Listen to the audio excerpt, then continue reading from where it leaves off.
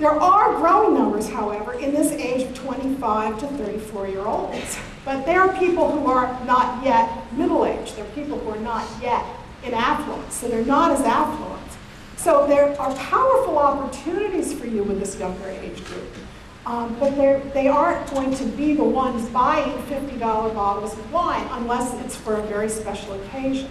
So this is a time for you to start thinking about developing your brand, developing your marketplace, developing your way of communicating with younger people who are not yet affluent. So it's a time between the next decade now to 2020 where you can start investing in building your brand. And I think that's really focusing it on young people, focusing on the millennial generation, and making headway to establish yourself as a partner in their lifestyles, as a brand that they can partner with and take to the future. So we're really looking again at a very challenging time. And the investment in your brand, I mean, what's very important to realize is there are no instant luxury brands. Luxury brands do not come out of nowhere. And while Ad Age says that the great white hope for the wine industry are the millennials are not affluent yet. The millennials have less money to spend, less money to indulge in your product. So the good news is there's opportunity and it's coming. The bad news is that they're not yet where you want them to be buying on a regular basis $25 bottles of wine. Which brings me to an example of a brand that I think can be inspirational to you. You can look at and sort of get ideas about ways of marketing to them, and that's the Bolt Bus. Most people on the West Coast don't know what the Bolt Bus is. Everybody in the East Coast does. It's a small bus company that was founded, the brand founded by Greyhound Bus as an alternative. And Greyhound Bus identified young affluent, or the millennial generation, as a target market that they wanted to talk to. Young people who are in college. What they found was, Greyhound, when they did their studies, they found that none of these kids' parents wanted any of their children to go down to the Greyhound bus terminal and catch a bus, because that's where all that's not the good part of town. So they, instead of trying to redesign or redefine or rebrand Greyhound Bus, they decided, let's start from scratch. Let's create a whole new identity, and it's called the Bolt Bus. And it targets young sensibilities. It only provides city travel from Washington to Boston, and it's interesting because they are out there in these bright orange buses, so you cannot miss a Bolt Bus. Bolt buses are hip, Bolt buses are cool, and they're the cool way to ride. Now it's interesting, buses are not luxury. Bus travel is not a luxury, but they've designed the Bolt buses to be very luxurious travel because they've got Wi-Fi, they've got leather seats, they offer electric plugs for all the kids, so everywhere you sit you can plug your machine into, your laptop. Now they don't sell tickets, they only take reservations online. So they're naturally self-selecting the kind of customers that they want, which are people, young people, who have computers, have mobile phones, who can communicate. They made social media the basis of their launch. So they really didn't do very much when it came to the regular media. They launched primarily through social media, and they had a tremendously powerful hook for social media. And that was a buck for a ride. But every time they start a new route, they have a certain number of seats that they offer to people. The people with early reservations, they offer them a ride for $1. So you can go from Washington, D.C. to Boston for $1.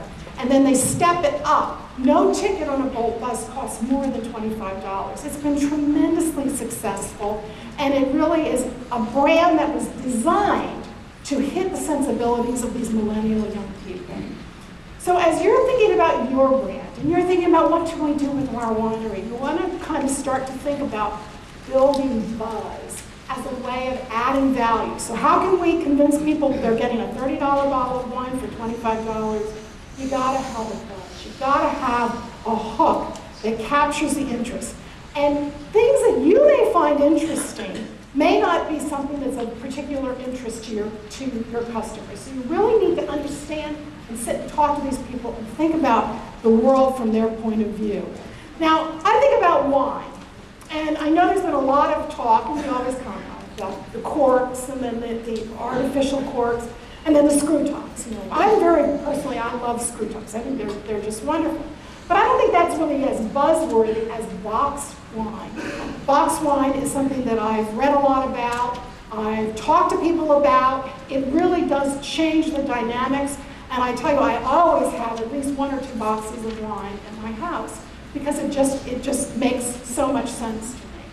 So as I look at your industry, I'm not saying that everybody needs to sell boxed wine, in fact, but I do think that there's some kind of opportunity to look at different ways of packaging as a kind of a buzz-worthy idea.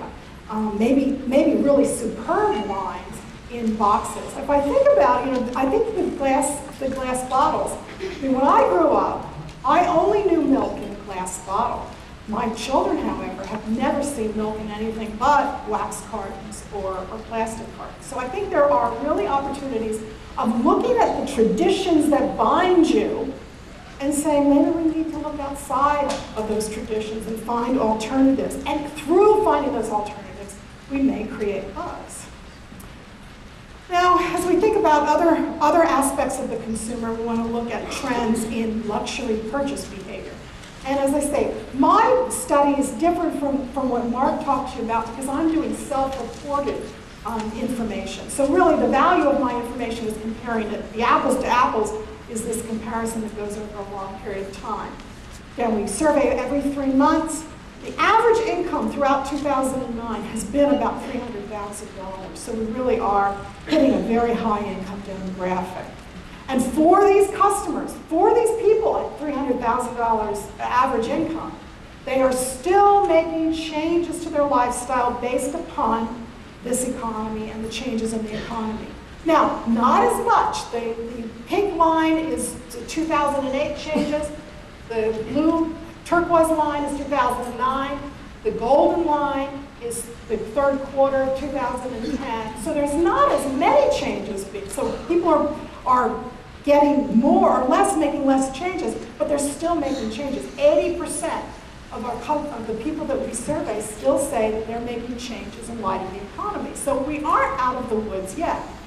But while it's getting better, we're also seeing a significant uptick in spending.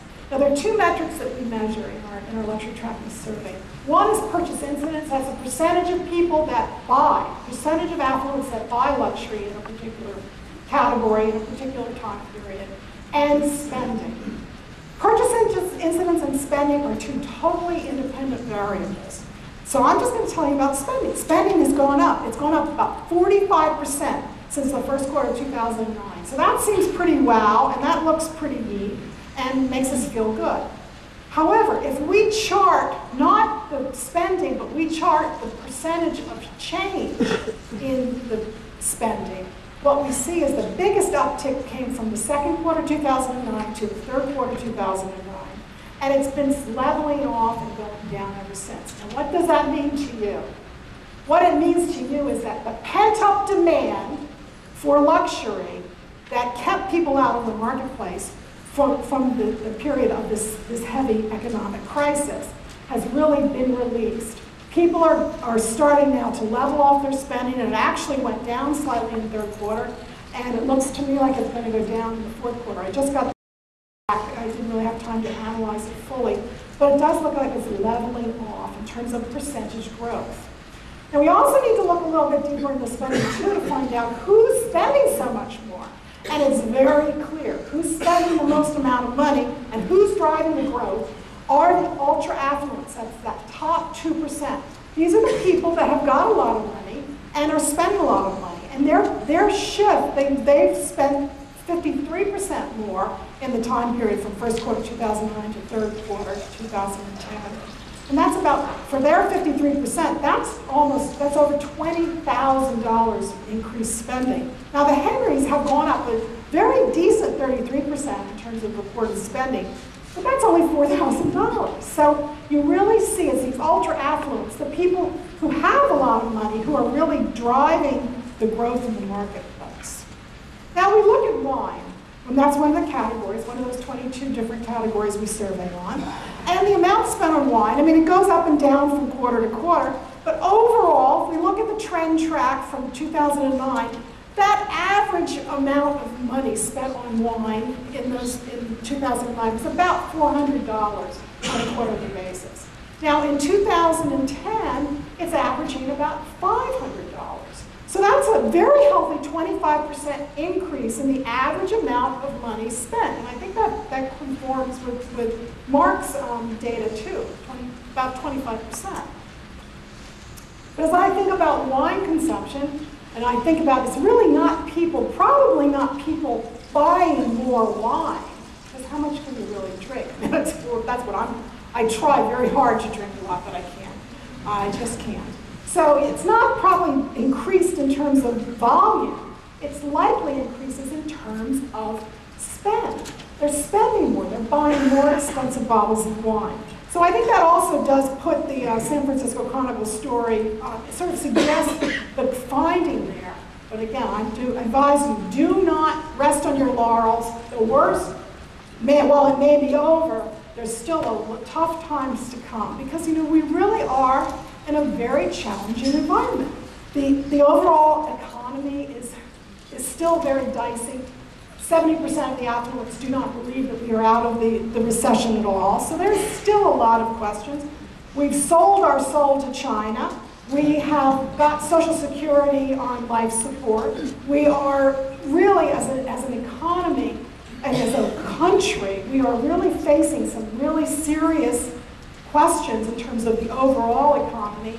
And that's translating down to worries at a personal level. And Merriam-Webster Dictionary named the word of the year for 2010, austerity. And Time Magazine has put out it was April, I think, April 2009, cover story on this new frugality. And we talked about those smart customers. We talked about those smart consumers. Well, guess what? It is smart to be frugal. In this day and age, it is smart to be frugal. It is smart to save. It is smart not to spend too much money. So we are really seeing, and Susie Orman is a rock star today. She's on the Oprah the new OWN channel. So it's really, we're seeing a whole economy and lots of people thinking, it just doesn't make sense anymore to spend all our money. It makes sense to be frugal.